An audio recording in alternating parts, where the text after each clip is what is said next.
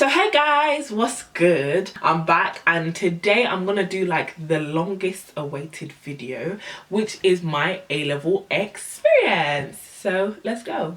What I went through, what you must avoid, the motivation you need to also get through it. Realize that A-levels are a season and that season needs to be dedicated to your A-levels. Take those 2 years literally for your hunting season for your dreams.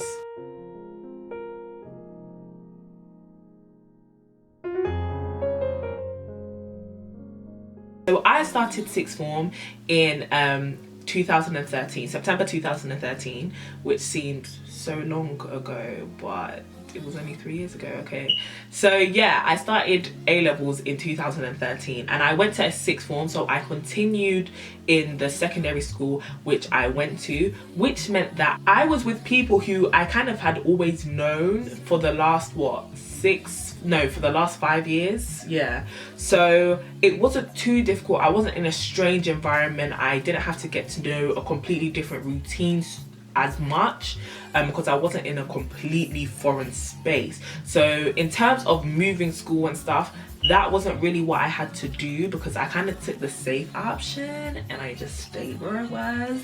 But the friendship group which I had in secondary school, they all moved, and so that kind of just left me like, I have to make new friends and I don't really know anybody.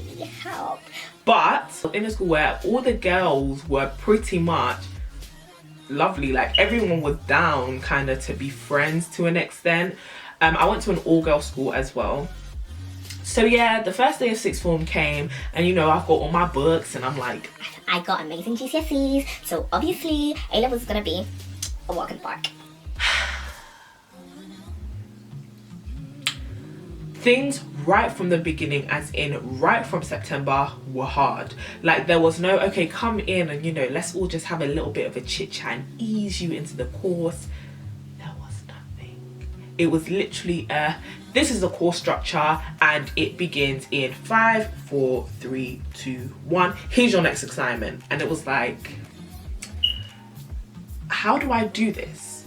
So I studied English literature, history, sociology and mathematics in my first year. So that was in my AS year. I went to sixth form during the time where you could do AS and you had a set of exams and you got grades, and then you did A2 in year 13 where you did a set of exams and you got grades.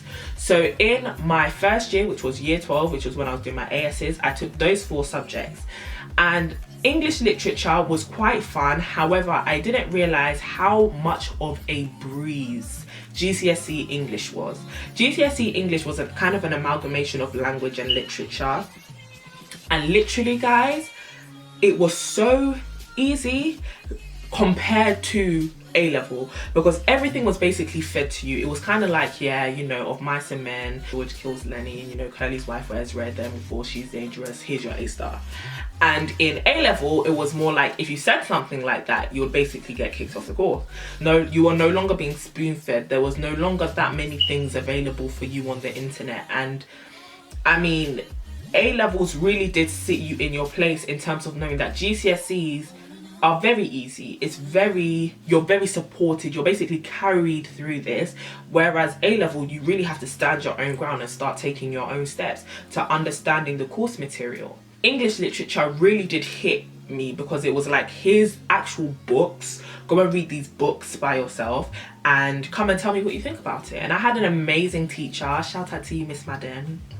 She was amazing. She was from Canada and she was just so passionate about English and so passionate about students that it made it very kind of easy to get through it because she told you that, listen, you are capable of passing this class. You are capable of not just passing but getting an amazing grade in this class. Can you just work hard? And I will do everything in my capability to help you. And I'm going to go on to talking about teachers in a minute, but that was really helpful for me because I'm the sort of person who I kind of need motivation in order to do something. Secondly, I did history. History was detestable. I did one module on civil rights and that was just lit.com. Like I just loved it. The whole class loved it. Then we did another one on, it was on British government in the 19th century. Guys, everybody hated it. Everyone hated, including me. It was horrible. And then I did mathematics, and mathematics was hard. Maths was so hard, but I really liked it. And it sounds really weird, but because all of my subjects were writing based subjects, maths was just kind of like, although this is difficult, working with numbers was just so fun. I know I'm a nerd, I'm a geek, but I love it. And then I took sociology, and sociology was something I had already done at GCSE. I really loved it. My dad loved it. Everything was just like, sociology was life. And I kind of found, I'm not gonna lie, I kind of found the course easy. AS levels were kind of just breezing past. It went very, very, very quickly, and exams in AS were very early. And I remember we had mocks in December, so we had 1 term of teaching, and literally we had mocks in December, and the school gave us like our working at grades and then our results, which we got in the mocks. So my working at grade, best believe, guys, I got 4 A stars, 5 A's and 1 B at GCSE. My working at grade for the first term of 6th form was a D. And then my mocks, I got an A. No, in fact, I got a B in sociology. And I was like, this is not, I know a B is not bad, but that's not my portion. I got a D, and then I got a D in English, yeah. I got an E in history, and I got a C in math. And literally, it was one of those things where I knew I got those grades, but although I had tried hard, I just wasn't getting the stuff. Like, it was just difficult. But literally, pretty much everybody was doing bad. So, then the second term came around, I was still doing quite bad. I had moved up from like average D to an average C. And I was kind of a bit happy about that. And then the exam term came, and literally my school was quite strict in terms of revision times and in terms of do this and do that, and A levels are hard, A levels are hard, A levels are hard, do work. And it got to a point where everyone, well, I found it quite annoying. It was kind of just like, we know A levels are hard. I know, I've been here and every day I cry. I know it's hard. I just want to pass. A levels are just a joke, especially when you're fresh. Like I said, you realize how easy GCSE was, and all of a sudden you're placed in this position where it's like, go and find your own material, go and read your own stuff. Like English and history, sociology as well, go and read your own stuff, go and find your own articles, go and find your own revision material. And it's like, so what does the government pay you guys for? Because it seems like I'm doing way too much. I'm doing the most. But you are meant to do the most, and your teachers are meant to teach you how to be an independent learner. I didn't like that. I ended up getting 4 A's at AS levels. I don't know how, because during the year, I don't think I'd ever got an A in my life. I think I got an A once on one paper in history. But apart from that, I wasn't really getting A's. Like, the most I would get was a B, and literally I was here like, you here? I got a B. I got my 4 A's, and that's when things then started to get a bit serious. It was very, oh, so you're smart, huh? Well, what are you gonna do with your future?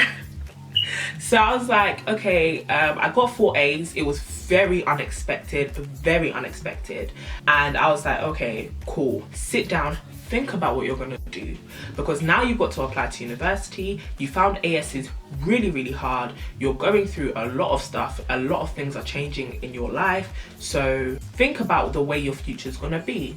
So I said, all right, cool. I do want to go to university. I know I do want to go to a Russell Group university, and these 4 A's have proved to me that I could actually try going to a Russell Group university. So I got to school and I told everyone I want to go to a Russell Group. And they were just like, oh, okay, you should try going to Cambridge. And I was like, I don't really want to go, because I mean, people like me don't go there, so I don't want to go. And I had friends that pushed me like, actually, you can do it. And I did, and it put an immense amount of pressure on me. And I literally almost gave up everything, because I was like, I can't do this anymore. I'm tired. And I'll go on to a few things later on in terms of why I was tired. Right now I just want to get the academic side out of things, but I was tired, I was just exhausted, and I was just like, okay, I have to do something about this. Either I continue or I don't. And I did continue, obviously, but yeah, I got in, and it was just like, okay, every teacher, every member of staff was like, this girl is getting to Cambridge, we need to make her work. And every extracurricular thing that I had kind of dropped off, and I literally just studied and studied and studied and studied and studied. I was pushed out, do this, do that, do this, do that, because I needed to get the grades. And you're gonna realize that once you've applied to university and you're in year 13 and you've got your offers and you know the grades you need to get, nothing becomes by chance anymore. Nothing becomes just a try and see. Everything becomes a you must do. Do you get what I mean? All your coursework must be a particular grade, it must be by a particular mark. All your exams, you've got to calculate UMS and you've got to do this. What can I get? What can I get? What must I do in order to get it?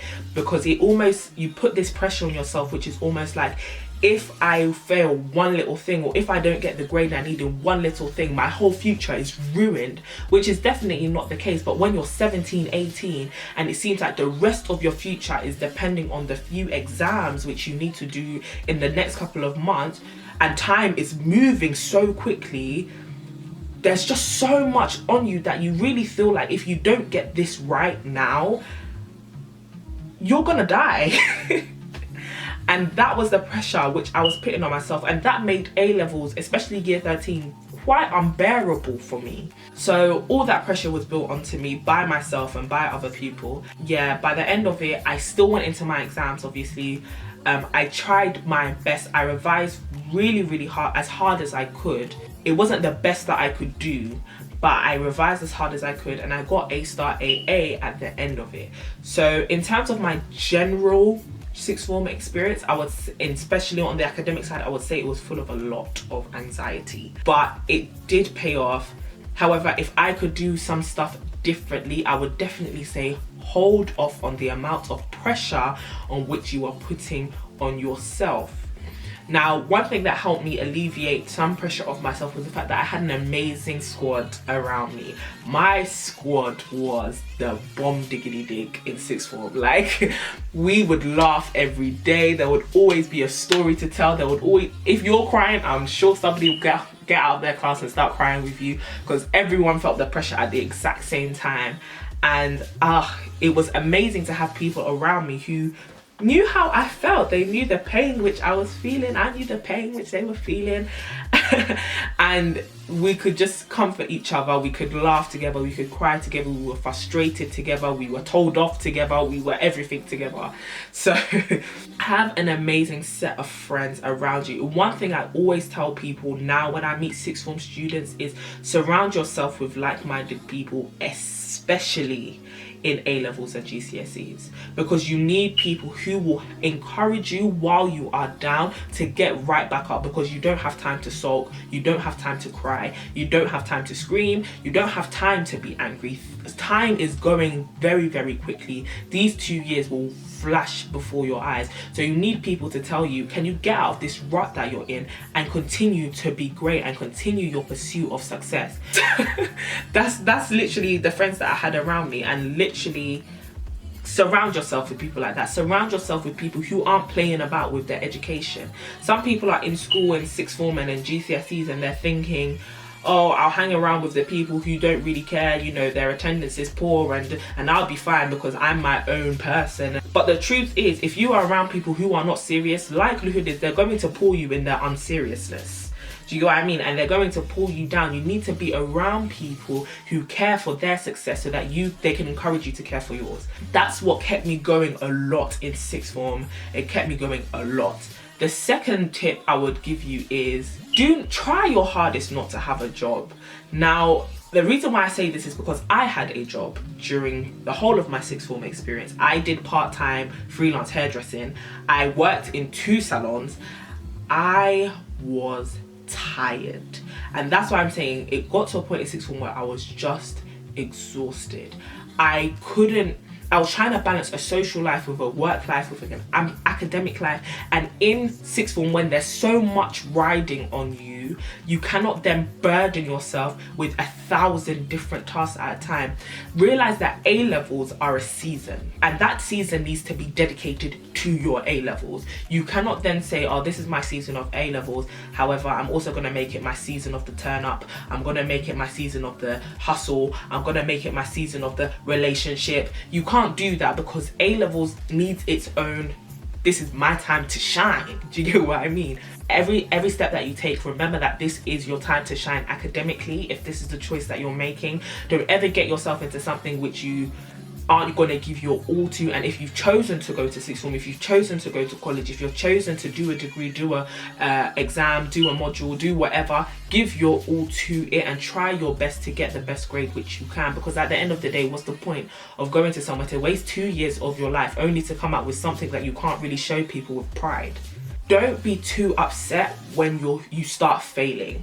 And the reason why I say this is because when you come from GCSEs, a lot of things are handed to you. You're on this high because you've just peaked in your academic life. Now you have some qualifications, and now you're faced with A levels and you want to continue soaring. When at the end of the day, A levels are such a different battle. It's not even a battle, it's a different war. Like, it is completely different. It requires new tactics, a new routine, a new outlook on education, a new outlook on academics. Like, there is so many things which you will need to change, and in the first couple of months, sometimes the first couple of months are not it's not enough time to change it. But at the same time, one thing that my sixth form always drilled into me was, do not allow year 12 to become a honeymoon period of you being so elated from GCSEs that you forget that there's something that now needs to be done, which is your A levels. Don't allow your A levels to become a honeymoon period. As quick as you can, snap out of the elation of your GCSEs and realize that this is reality. You have a new goal in which you're working towards. Whether you agree with that or you don't, you've chosen it, so you better do it. Make sure that you go to every single one of your classes. This is something that I made a huge mistake doing. I did not go to a lot, and please do not think I didn't do these things, yet I ended up somewhere. Do you know what I mean? I ended up in a good position, so surely I can, if Courtney skipped classes and she's in Cambridge, surely I can skip classes. Listen to me. God had a completely different plan for me, but everybody else, a lot of people had lost faith in me because my attendance was like 50%. Do not become like that. You need to be able to go to every single one of your classes, learn everything in which you need to, because A levels, anything could come up. And in a time now where they're trying to limit the amount of people who are getting the top grades, you need to make sure that you cannot get caught out. So make sure you go to every one of your lessons. When you don't understand something, make sure you ask questions on it. Make sure when you ask those questions, you get the answer in which you need, so that you truly do understand it. Because if that question comes up in the exam, it's that explanation in which you're going to write down to get the marks that you need. So ask your teachers questions, which leads me on to my next tips. Become like this with your teachers. Become like what? Like this. Be inseparable. Where they go, you will go. Where they walk, you will walk. Where they live, you will live. Because they're the ones who have the answers. In sixth form, your teachers are the only people who have qualifications. They have been where it is you want to go. Not necessarily in life or their level of success, but in terms of they have a degree, they have got experience in that particular field in which you are also now a student in. So ask them as much questions. Don't be afraid to be called a teacher's pet. Don't be afraid to be called moist, because at the end of the day, you're the one who's going to be soaring very high. So you better follow your teachers. When you go home, do your homework and ask them to mark it meticulously. Where I made a mistake, tell me where I made a mistake so that I can correct myself. Because if you don't, I'm gonna fail. I don't need to fail. I got a family to look after, you know? But yeah, definitely make sure that you are close with your teachers. Yeah, sixth form, just for some general motivation, realize that your A levels don't mean everything. But if you're going through this season, then they must mean something to you. And if they do mean something to you, give your all to it. If you feel like you're going to give up halfway through, try and surround yourself with people who will not let you give up, who will help you not give up. If it's notes that you need, ask your teachers. Literally, do not allow yourself to give up this whole season and to give up your dreams and your aspirations because something is too hard.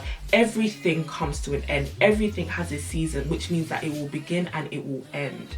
This season of 2 years or however long it will be for you will come to an end, but it's during this journey in which you're going to decide how it will end. I'm telling you, sixth form was so difficult for me, but I would not trade anything in the world for that time when I opened my UCAS and I saw that I got into the university of my dreams for that year. No, I would trade nothing for it. And I want you to feel that exact same happiness, because at the end of the day, you need to be happy. And no matter how much it costs or no matter what it costs you, put in the work. Tell your parents, I'm going to put in the work so that I can make myself happy. Tell friends who want to distract you from your path, I'm sorry, but I'm going to give up this friendship so that I can make myself happy. People who want to help you, tell them thank you, please help me to get to where it is I want to be. Don't be afraid to ask for help. Don't be afraid to say I can't do it, but make sure that even once you've said those words, you find somebody who's going to help you do it. You find somebody who's going to make you do it. You find something which is going to take you to where it is you want to be. Don't ever limit yourself. Sixth form will not kill you. You will not die, I'm telling you, because of this. You will only come out stronger. You will only understand life more. You will only come out wiser. You will only come out more intelligent. You will only come out with amazing friends. And that's why I need you to enjoy this journey and to know what it is you want. Set goals from the beginning. And once you set those goals, say that I am going to get there. And I'm going to do everything that it takes to get there. Say what grades you want. Don't be afraid to declare what grades you want, to declare what uni you want, to declare what apprenticeship you're going to get, to declare everything. Say what you want out of this and go out and chase it. Take those 2 years literally for your hunting season for your dreams. That's what you need to do, and you need to chase those dreams as much as you want them. It's gonna be hard. It's gonna be annoying. Teachers are really going to annoy you. Work is gonna be way too hard. Things you're not gonna understand, but you can do it. And everybody goes through the period of confusion. Everybody goes through the period of I can't. Everybody goes through the period of I won't be able to. Everybody goes through the period of I want to drop out. Everybody goes through that period of I want to cry.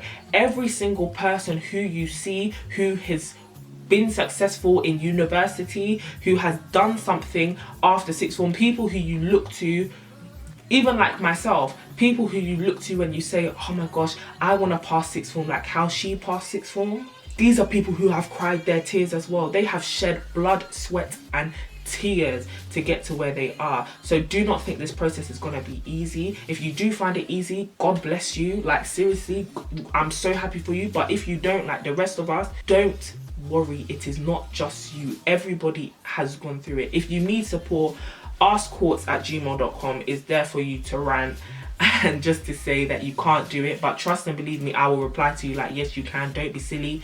Don't give up on your dreams. Don't be foolish. Okay? Because that's how I am. Don't be silly. You can do everything which you want to because you have the power in you to. So yes, guys. I will talk to you later. Go out there and chase your dreams. And I'll talk to you soon. Okay? Bye, guys.